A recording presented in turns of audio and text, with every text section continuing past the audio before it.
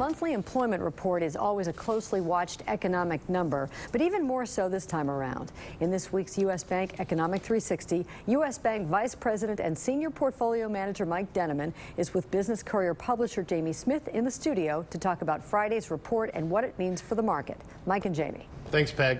Mike, thanks once again for being here. Good morning.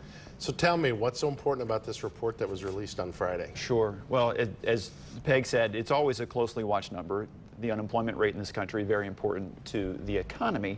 But this time around, it had some special significance because all eyes have been on the Fed recently. You know, we talked almost a year ago now about the Fed and them nudging rates higher back in December, and the expectation was they would do so several more times throughout 2016. Yet here we are, we're coming up to the fourth quarter, and they haven't. They've postponed, they've delayed, and they've been getting a lot of pressure. There's some frustration that the Fed hasn't acted.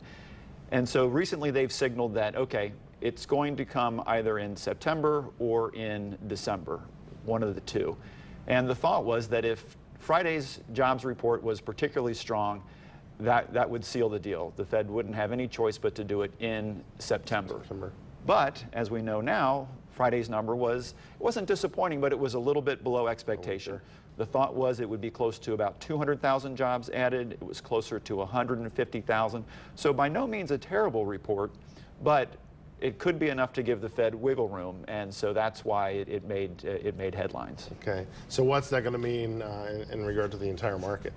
Sure. So maybe to take a step back, it's important to remember conceptually that oftentimes stocks and bonds are in competition with each other, and higher rates for bonds means they are more attractive in some ways than stocks, which puts pressure on the stock market. So all things being equal, stocks would prefer rates to be low. Okay. So with the expectation that higher rates might be coming in September, the market was a little bit on edge.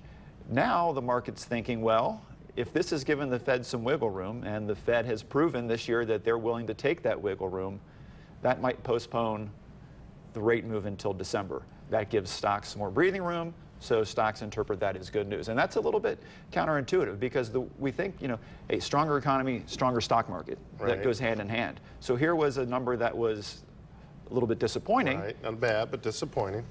But the stock market still reacted positively. So we're kind of in this flip-flop kind of area where what's good news for the economy is not good news for the market and vice versa. Well, then on top of that, in 2 months, we have that, Peg just said we had two candidates here this week. We have the election coming up. Is that going to play into it as well? It has to, right? It does. It absolutely does.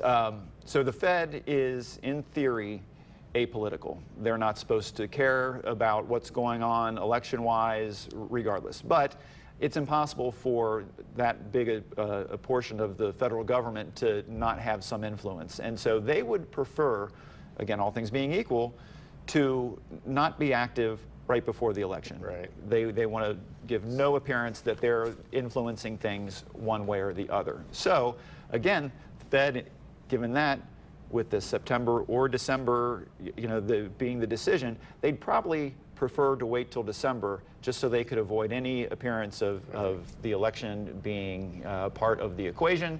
And so again, with this little bit of wiggle room that Friday's number provided, now the guessing game starts. Is that enough for them to skip September? Well, I'm sure over the next 2 months we're going to be talking a lot about the election and what it's going to do to the entire market. So as always, thanks for being on here and bringing your expertise.